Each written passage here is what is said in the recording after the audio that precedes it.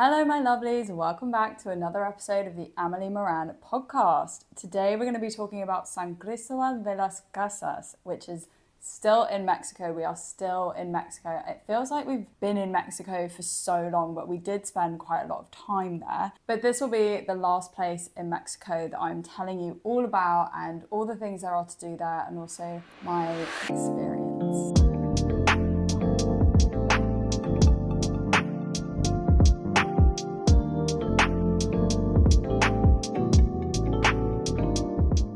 I feel like to start this episode, we need to go to the end of my last Mexico episode, which is Puerto Escondido, and talking about how that trip kind of ended because that really sort of set the tone for how this place was going to be. We'd spent a really good amount of time in Puerto, I think. We had spent probably about a week, maybe just over a week. We were feeling so relaxed, so good, and I think it just really helped us feel a lot more chilled about the next few days. But I would say we were quite sad to leave Puerto. It was a really nice time for us and it was a really, like I've said, relaxing place. And obviously if you have no idea what I'm talking about, you can go and watch that episode another time. But we got to the bus station and we did the 13-hour journey on a bus to the other side of Mexico, essentially, or if not, that's what it felt like. We arrived at about 9 a.m. in San Cristobal, so it was, I feel like the mentality is kind of similar to when you are that person that books an early morning flight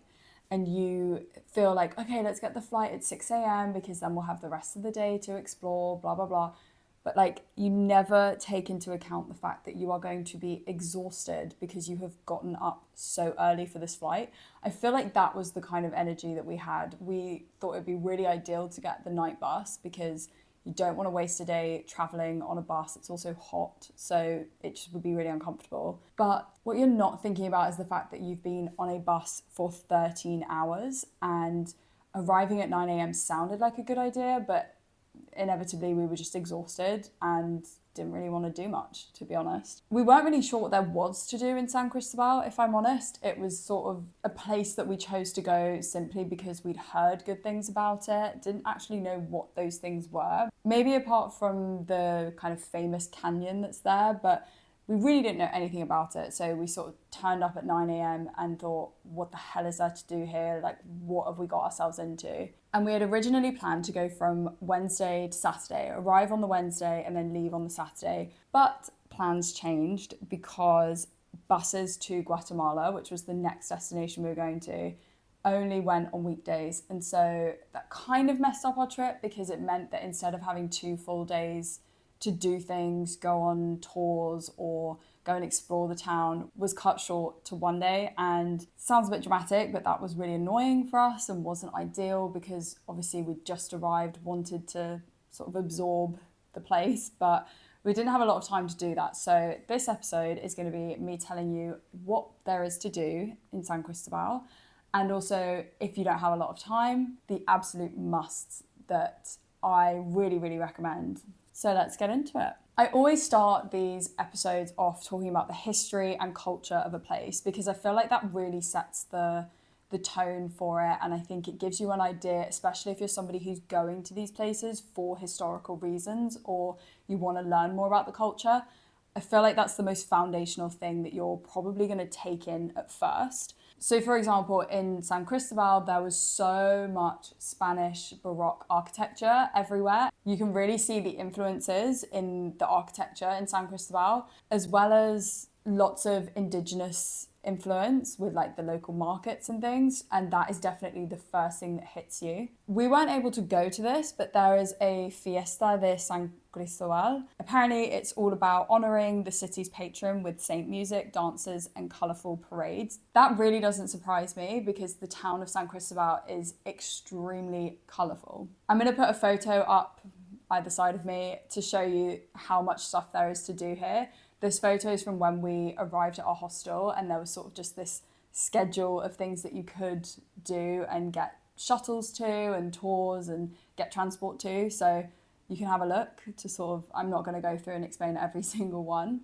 We obviously didn't do every single one. We did the Sumidero Canyon with viewpoints, and then you go and get to see this small town called Chiapa de Corzo. And like I said, we were only in San Cristobal for one day, so we wanted to pick the kind of most recommended, what can we not leave here without doing excursion. And everybody kept saying to us the canyon, because I think that's just what San Cristobal is most famous for. So I'm going to take you through going to the canyon, because I think it was an experience that we definitely weren't expecting. We'd also come from a very beachy, surfers paradise kind of place. This was much more revolving around nature and landscapes. It was a complete contrast, and I think we just didn't know what to expect. But I will definitely say that the Sumidero Canyon tour was really, really amazing, and it was so, so beautiful. So on the day of the tour, our day started quite early. We had to meet in the reception of our hostel to be picked up by this van, and then we were going to go and do this tour. Just like in Puerto, there were obviously road closures, which meant that we ended up going on this dirt road, and it was the bumpiest ride we've ever experienced. And I'll put videos up to show what it was like, but obviously Sam and I decided to sit at the back, and that was obviously where all of the bumps were, and I feel like we just got the full force of it by sitting at the back. I don't know, but it was a 2-hour drive to where this tour starts, and it was genuinely the most uncomfortable thing ever. So I think we were just unlucky. I don't think it's normal to take that road, but we were getting basically shaken for 2 hours there and back, and to be honest, by the end I just felt quite sick. So yeah, not the best way to start the day. But we do arrive and it is sunny, which is nice. I'm in t-shirt and biker shorts, and obviously I'm not wearing any sun cream. I burn quite easily. I think you can probably tell just from looking at my skin. And so yeah, I did end up getting quite burnt on this tour. But anyway, this is a boat tour. So you sort of go through the canyons on this river, and that was not what we were expecting. I don't remember knowing it was going to be a boat tour. So I was a bit anxious about it, because I already felt quite sick from the car ride, and then I also sometimes get a bit ill on boats. So I'm thinking, okay, this is not going to be great for me. But anyway, we get our life jackets, and actually just before I even get into it, we were meant to go and see the viewpoints, but because of those road closures that I mentioned before, the road was closed to go and see the viewpoints. I mean, wasn't ideal, but yeah, so I'm not going to be talking about what the viewpoints were like, or I'm not going to be able to show any photos, but it was essentially meant to be you seeing the canyons from a top viewpoint. We didn't get to experience that, but you're meant to. So if you're going to go to the Sumidero Canyon, expect to be able to see the viewpoints. We just weren't able to. Sam and I sit near the front of the boat because I feel like that's a pretty good shout. And then suddenly the boat starts.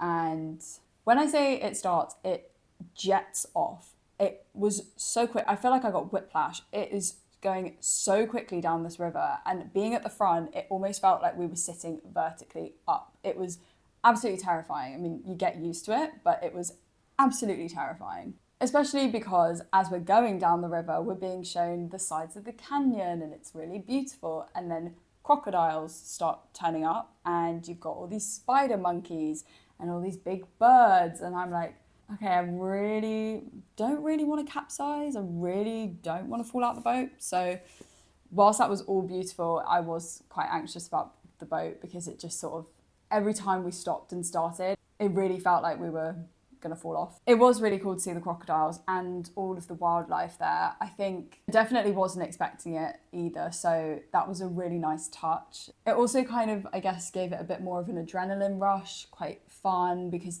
they are swimming basically next to you and they are just there, you can see them. So yeah, I quite liked that aspect of it. And there was actually one point where we pulled up almost on the riverbank, and there was this monkey in a tree, and we were trying to get it to come down so we could see it a lot more clearly, because the trees were obviously blocking it. And this girl pulls out a banana that she's brought with her and starts throwing it at this monkey. Well, not at the monkey, but like below where the monkey is, to try and get it to come down. And it did come down, and it was really, really sweet. It was so, so cute. And that was quite a nice moment, I think, just like an added touch to the tour. We also played this game where you would sort of shout into the canyon and you could hear your echoes, because it echoed for so long if you shouted it out into the canyons. And it was quite fun just sort of playing games and everyone was screaming, shouting, trying to test it out for themselves. So that was quite fun as well. But anyway, we finished the tour and we drive to this small town called Chiapa de Corzo. I hope I'm saying that right. It's a tiny town, but it has really good food. Obviously, my sweet tooth is trying to find any sweet treat, and we stumble upon a bakery.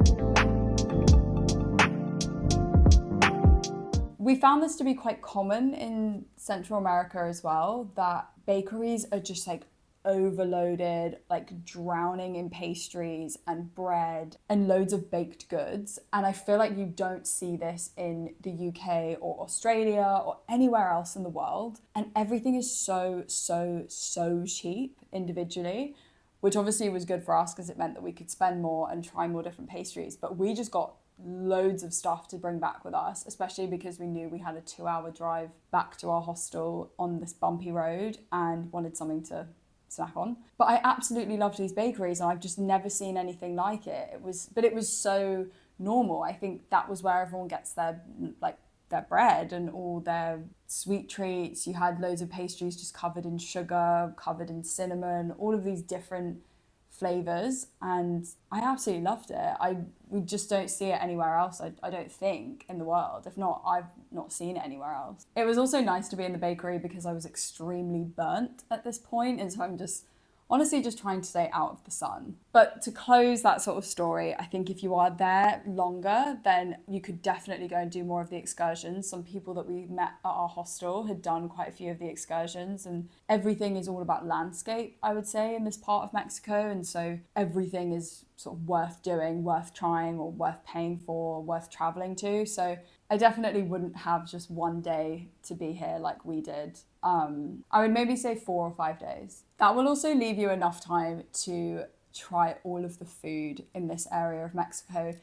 Their food, again, I've said it in every video about Mexico because I think Mexican cuisine is just one of my favourite. Here we had loads of tamales, we had the mole sauce again, which I've mentioned previously, the chili chocolate spices sauce that you might have with meat. They also, I don't think that we tried this, but apparently they have hot chocolate with spices, I guess sort of playing into the whole mole sauce and making a hot chocolate version, which I think would have been really nice, if anything, because it's a bit colder in San Cristobal. So something like hot chocolate is definitely a must. Now, before recording this episode today, I was just going through everything with Sam, just trying to double check that I hadn't missed anything, any tips, anything we experienced. And I distinctly remember having this purple corn drink. There is a corn drink in San Cristobal, which is a local spirit made from corn. So it's alcoholic, but for some reason, I just remember there being this purple corn drink that we drank. And Sam has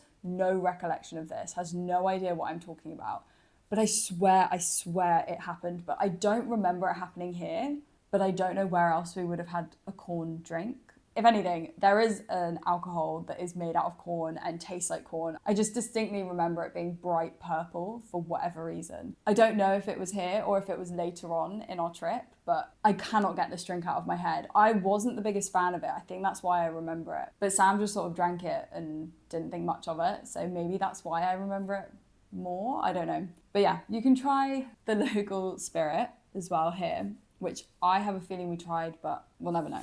Another nice thing is that we actually arrived on Valentine's Day in San Cristobal. So on the evening that we arrived, we went next door to this churro place and got the nicest churros. I honestly think they were on par with Mexico City churros. Like, they were so good. And we just got them, sat in our room, watched a film, and we just had them for dessert. And it was honestly so good.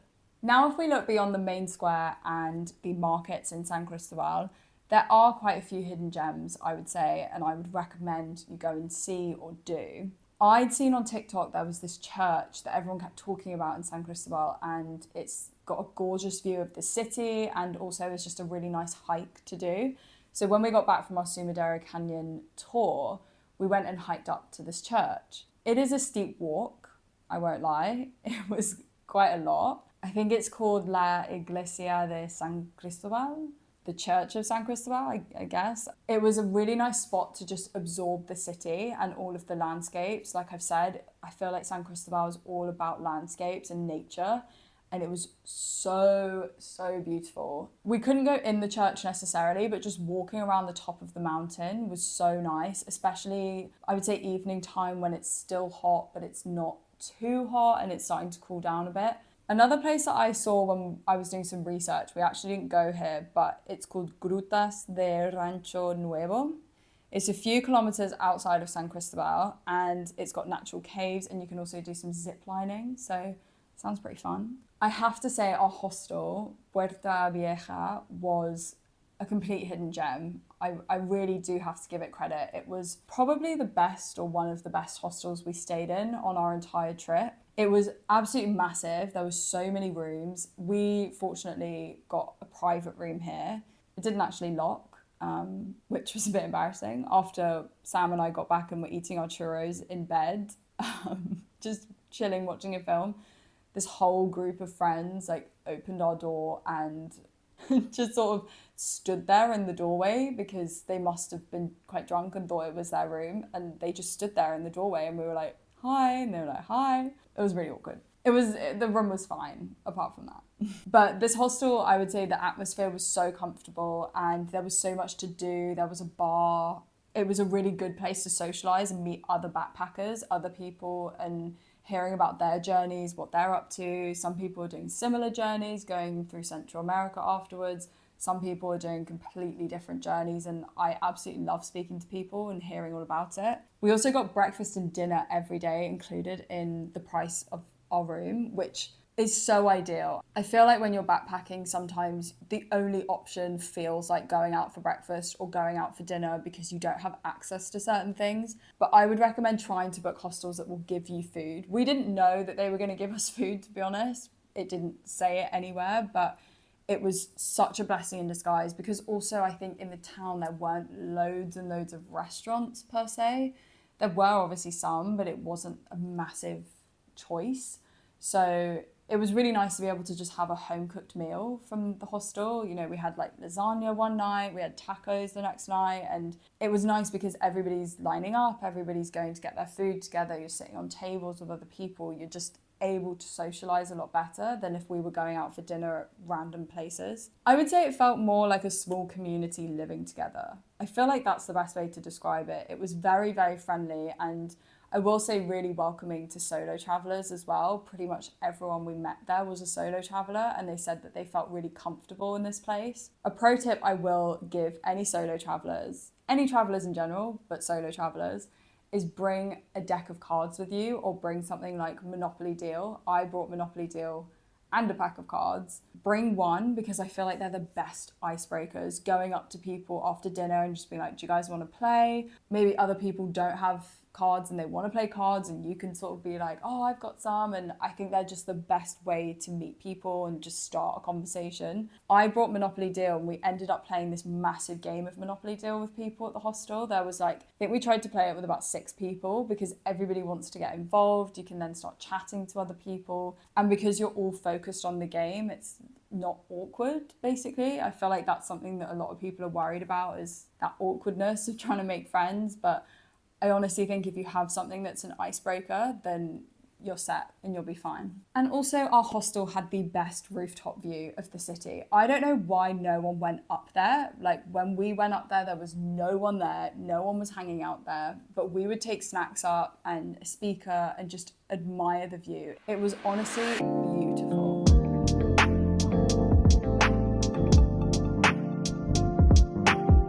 Now everybody's favourite part, talking about safety. This place is generally a safe space. There are just the obvious, don't flash expensive things, don't carry around lots of money. I don't know, just be aware of your surroundings, be aware, but just like you are in everyday life. A practical tip I guess I would give is we were really lucky to not get ill here, because apparently San Cristobal is famous or notorious for people getting ill because of their water quality. Lots of people were really ill from ingesting the water either accidentally or drinking it from the tap. Do not drink the tap water in San Cristobal. I mean, don't in Mexico generally, I guess, but especially in San Cristobal because There was one guy who was staying in the hostel that we were, and he had been there for a few weeks trying to get over this stomach bug that he'd had. Even some girls were saying that their hair had been ruined because of the water, or their skin was coming up in a bit of a rash. I think also some people's downstairs areas were getting all messed up, pH levels and things, I don't know. But the water is really, really, I guess, powerful in San Cristobal, and everybody was quite surprised we'd not gotten ill from it. I think just take precaution, like when you're showering, try not get your face under the water, or don't brush your teeth with the tap water. Bottled water is pretty cheap, and also most hostels will give you a bottle of water complimentary. So just sort of taking simple measures. I can't say that the water ruined my hair or skin, but there were just some girls that told me to be careful. I think if you're spending a long time there, obviously we weren't. So yeah, just something to think about, because as we all know, done an episode on it, it's really annoying when your hair gets ruined by the water, especially when we were so close to the beginning of our travels. Another practical tip is that it gets cold in San Cristobal. It's at a higher altitude than a lot of places in Mexico, so bring your layers, bring maybe leggings. I wouldn't say it's a whole tracksuit situation where you need to be like thermals and jacket. I was just in a fleece and thin trousers, but my legs were quite cold. Just something to keep you warm. The actual rooms itself and like your accommodation, I don't think will be cold. It's just outside, can get quite cold in the evening. And lastly, there are loads of ATMs in San Cristobal. There are also quite a few banks. But if the ATMs don't work, the bank queues are so long. Like, I can't tell you, they go round multiple blocks, the queues for these banks. I noticed it became quite a common theme in Central America as well, that all of the queues for banks are so long. And I never figured out why. Honestly, no idea why the lines are so long, but it is so frustrating. If the ATM doesn't work and you have to go to the bank to get money out, it's like a whole day trip. It's a whole thing. It's not a quick pop in, pop out. So I would say taking out some cash, because some things you might need to pay for cash, like tours in our hostel, we had to pay in cash. Or just make sure you've loaded up your card and you're only going to pay for things with card. Just come prepared, I think, is the main bit of advice, because it is so frustrating when you have to go to the bank and wait for hours. And I genuinely mean hours just to get some money out. Okay, now we're going to do Amelie's ranking system. So, food and drink, I've said 8 out of 10. Absolutely loved all the food. Churros, amazing. Nightlife, 8 out of 10. I said that in relation to our hostel, I feel, more than the towns or cities nightlife, because we had a bar, the drinks were quite cheap. We had really, really good socializing, lots of people to meet. So I would say 8 out of 10 for the kind of hostel night out. History and culture, 8 out of 10. Accessibility and English level, I said 7 out of 10, just because a lot of things are outside of San Cristobal that you might want to go and do. You can get cheap taxis, but they're not going to be that cheap if you're going further and further away. So the best option turns out to be booking a tour and booking a sort of shuttle, which isn't always the cheapest. And in terms of English level, everybody spoke English at our hostel, for example. All the tour guides spoke English. It was, I would say, in terms of language, really, really accessible. Safety, 9 out of 10. Expenses, I've said 7 out of 10, because it was very similar to previous places in Mexico, very similar prices. Our hostel was a similar price to what we paid in other places, but then also the food itself was pretty cheap, so I felt like it balances it out. Overall, I'm giving San Cristobal de las Casas 8 out of 10. Thank you so much for watching or listening to this episode of the Amelie Moran podcast. I'm really excited because next time we're actually going to be going to Guatemala, and I can't wait to start talking about Guatemala. It was one of my favourite places that we went to. Make sure to subscribe and follow the podcast. Also like this episode, and I will see you next time. Bye.